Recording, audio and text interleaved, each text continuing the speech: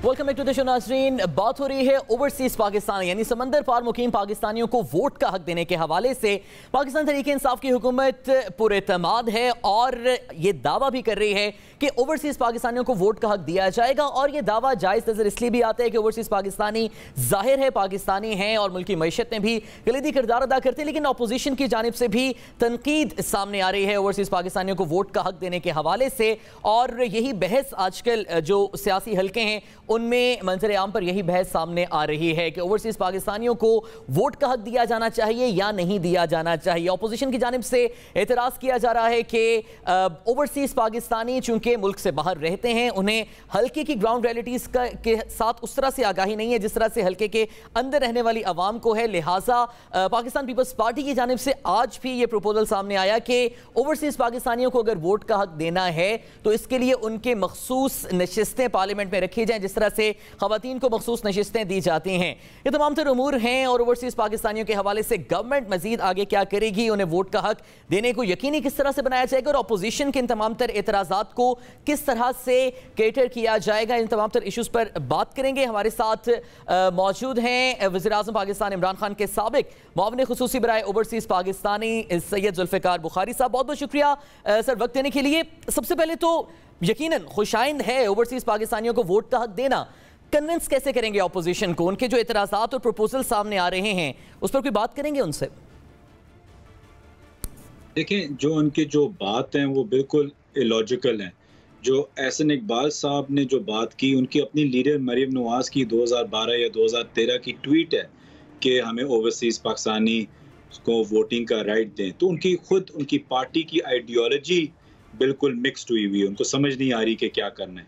देखिए, आपने बात की अभी कि पीपीपी से आया कि जी उनके नुमाइंदे होने चाहिए पार्लियामेंट में, ठीक है, होने चाहिए, लेकिन उसका ये नहीं मतलब कि ओवरसीज पाकिस्तानी सिर्फ अपने ओवरसीज के लिए वोट करें।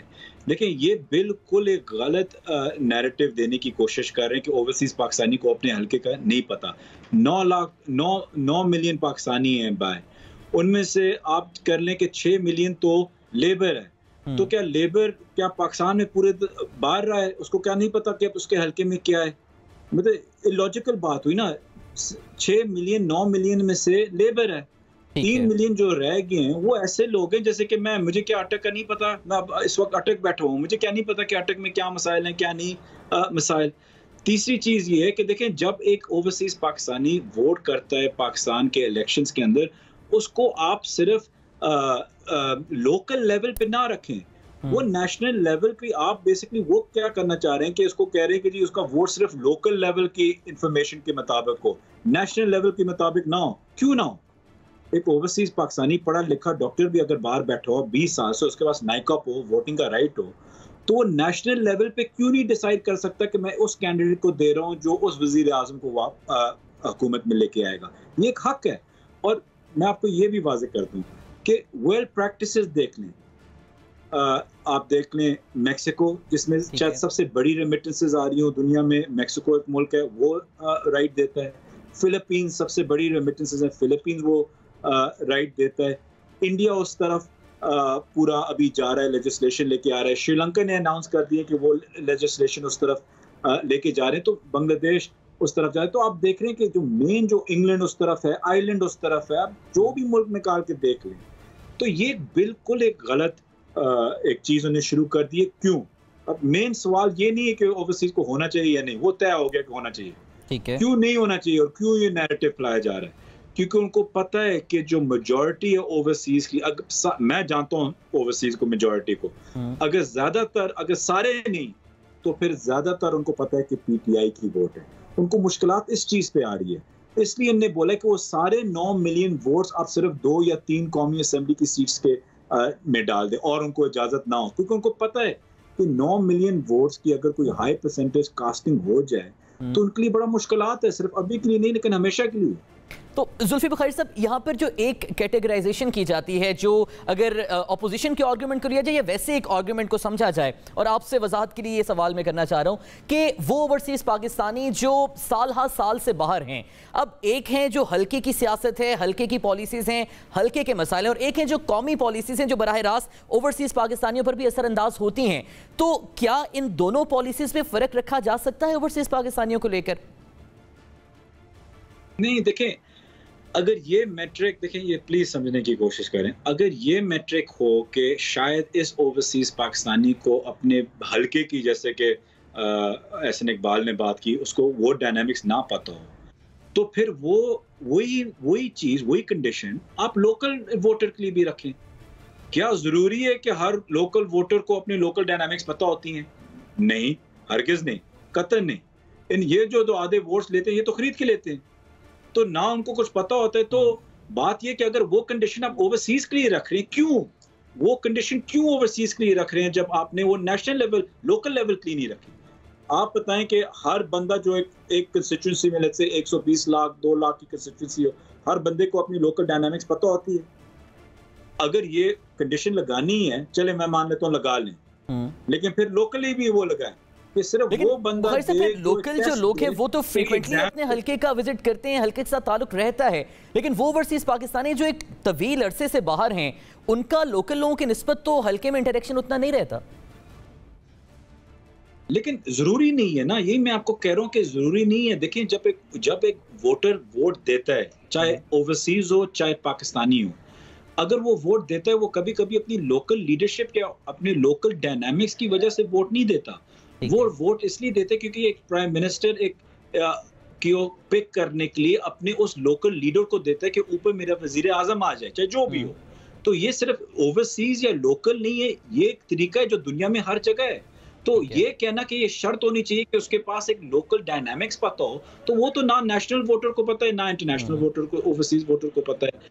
तो ये शर्त तो हो ही नहीं सकती। दूसरी चीज ये कि उसको अगर अपने लोकल डायनामिक्स का पता नहीं है, लेकिन कई दफा यही एहसन इकबाल जैसे कि अपने अजीजों के इलाज कराते हैं, हॉस्पिटल से जो ओवरसीज पाकिस्तानी बैठा हुआ होता है उसने बना के दिया होता है, डिस्पेंसरीज ओवरसीज पाकिस्तानियों ने बना के दी होती है, गर्ल्स के कॉलेजेस ओवरसीज पाकिस्तानी ने बना के दी होती है, स्कूल्स उन्हें बना के दिए होते हैं। तो फिर अपने बच्चों को भी उन स्कूलों में ना डालें ना, मतलब उनकी हर चीज सही है, हर चीज उनकी अच्छी है। Remittances, backbone of the economy, जो वो यहाँ चैरिटी करते हैं, जो डेवलपमेंट करते हैं, बिजनेस करते हैं, इन्वेस्टमेंट करते हैं, वो सब सर आंखों पर। लेकिन वोट ना दो, आओ मत। मतलब मुझे तो ये सबसे बेहतर पता है, मैं तो 3 साल से ये फेस करता जा रहा हूँ, जब भी कोई मसला हो बैग उठा के भाग जाएगा। तो ये चीजें हमें निकालनी होगी, खासतौर पे अगर पाकिस्तान को वो मुल्क बनना है जो तरक्की के रास्ते पे जाए। और तरक्की का एक जुल्फी बुखारी साहब, यकीनन समंदर पार पाकिस्तानी जो हैं वो असासा तवील अरसे से हैं, जब से पाकिस्तान का कयाम हुआ, अब समंदर पार पाकिस्तानी की कैटेगरीज वजूद में आई, तो फिर आज तक ये हुआ क्यों नहीं है? अभी तक ये फिर इन्हें राइट मिला क्यों नहीं? ये एक बड़ी बदकिस्मती है कि उनको राइट नहीं मिला, लेकिन ये इसलिए क्यों, क्योंकि उनको परवाह नहीं थी। डॉलर्स आ रहे थे, ये खुश थे, खुद ना आए ये खुश थे, ये वो वोट देना नहीं चाह रहे थे जो पहले दिन से इमरान खान का वोट था। मैं आपको ये भी बता दूं कि इमरान खान साहब पहले बाहर ओवरसीज पाकिस्तानियों के दिलों में वजीर आजम बने, फिर यहाँ बने, तो वो उनको पता था कि वोट किस तरफ है। नवाज शरीफ साहब, मियां साहब सेंट्रल लंदन में घर के बाहर नहीं निकल सकते सही तरीके से, कोई गाली ना दे दे, कोई बदनज़री ना कर दे, कोई कुछ और ना कर दे। खान साहब तो पूरी दुनिया में ऐसे फिरते थे जैसे पहले से वजीर आजम थे। फर्क ये था, वो सबको नजर आ रहा था, सिर्फ और सिर्फ मसला ये था। एक दूसरा मसला भी ये होता है जी कि जब आप ओवरसीज पाकिस्तानीज को इंक्लूसिवनेस दे देते हो सोसाइटी में, तो कभी कभी आपके चैलेंजेस आ जाते हैं, क्योंकि मेयार, कोशिश ये होती है कि मेयार ऊपर लेके जाएं। मतलब पीएम साहब की, इमरान खान साहब की हुकूमत है, कई ऐसे ओवरसीज पाकिस्तानी बाहर से आए जिनका मेयार अच्छा है। स्टेट बैंक गवर्नर आप देख लें, तानिया आई हुई थी, और लोग आए हुए थे, शबात आया हुआ है, कई ऐसे ओवर बैंक्स के अंदर लोग आए हुए हैं, बोर्ड्स के ऊपर आए हुए हैं। तो क्योंकि मेयार ऊपर उठता है और करप्शन, उनकी मेंटालिटी होती है कि करप्शन कम होती है, तो ये शायद भी एक्सेप्टेबल ना हो उनके लिए। अच्छा बुखारी साहब, तरीका कार क्या होगा फिर? क्या इलेक्ट्रॉनिक वोटिंग मशीन जो पीटीआई अभी कोशिश कर रही है कि वो तरीका कार हो 2023 के इंतखाबात के लिए, तो फिर जो ओवरसीज पाकिस्तानीज हैं उनके लिए भी फिर यही तरीका कार होगा वोट कास्ट करने का? जी, बिल्कुल यही तरीका होगा वोट कास्ट करने का, या वो वापस आके भी वोट कास्ट करते हैं। अब तरीका जो है देखिए वो डिबेटेबल है। मशीन्स के ज़रिए होगा, एम्बेसीज़ के ज़रिए होगा, ई-वोटिंग होगी, आई वोटिंग होगी। ये चीज़ डिबेट हो सकती है कि सबसे बेस्ट मैकेनिज़्म क्या है, और ये भी मैं आपको जी बताता जाऊँ। हमारा मकसद ये होना चाहिए कि उस मौजूदा वक़्त में सबसे बेस्ट तरीका क्या है। ये नहीं होता कि सबसे परफेक्ट तरीका क्या है, क्योंकि परफेक्ट तरीका ना ई-वोटिंग, ना आई वोटिंग, ना लोकल वोटिंग पे, ना पोलिंग स्टेशंस पे होती है। लेकिन आप कोशिश वो करते हैं कि सबसे बेस्ट क्या हो। वोटिंग जो होती है, चाहे फिजिकल हो, चाहे ई-वोटिंग हो, वो इम्प्रूव होती जाती है, इवॉल्विंग प्रोसेस होता है उसका। तो जो भी उस वक्त का डिजिटली सबसे बेस्ट तरीका हो वोटिंग का ओवरसीज पाकिस्तानी के लिए, वो अपनाया जाए। मैं आपको फिर से याद दिलाता हूं कैटेगोरिकली फिर ये कि पीटीआई की गवर्नमेंट की तरफ से जो ऑपोजिशन ये प्रपोजल दे रही है कि सीटें मुख्तस कर दी जाएं, इससे रिजेक्ट, इससे नेगेट किया जा रहा है, इस पर बात नहीं होगी उनसे।